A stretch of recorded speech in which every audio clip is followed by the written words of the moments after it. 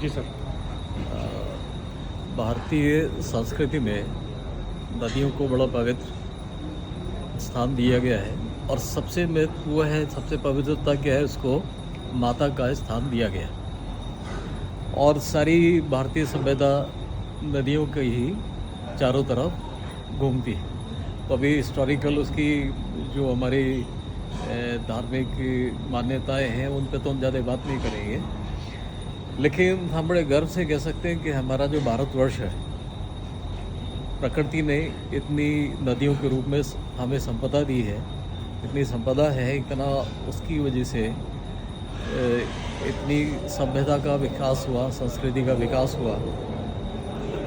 तो जो प्रमुख अभी जो नदियां हैं, सरस्वती तो विलुप्त हो गई है, लेकिन गंगा, यमुना, इधर नर्मदा, राप्ती, ये सब पूरी लिस्ट ऑफ रिवर्स।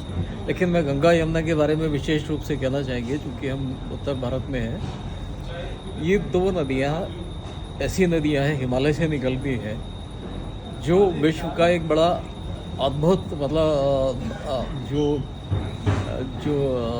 इसको एक बड़ा एक अद्भुत सहयोग मान सकते हैं कि नेचर में, प्रकृति में किसी भी तरह के उतार चढ़ाव आए, किसी भी तरीके के, जैसे भूकंप आते हैं, नीचे टाइटेनिक प्लेट्स शिफ्ट होती हैं, लेकिन गंगा यमुना क्या है कि ये इनका कोर्स दोनों का आइडेंटिकल चेंज होता है। ऐसा नहीं कि गंगा लेफ़्ट को चली गई, यमुना राइट चली गई।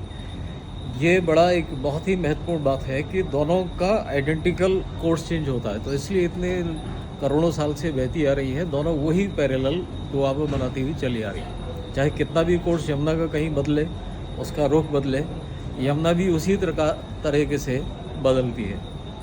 तो इससे क्या है कि लगातार पूरा जो क्षेत्र है संचित रहता है।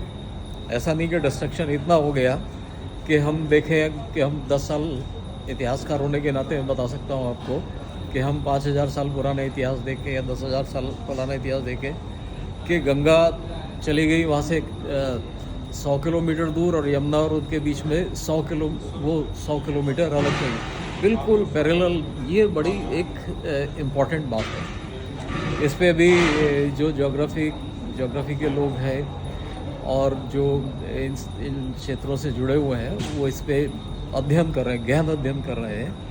तो ये हमारे भारतवर्ष के लिए एक बहुत बड़ी संजीवनी वाली नदियाँ हैं।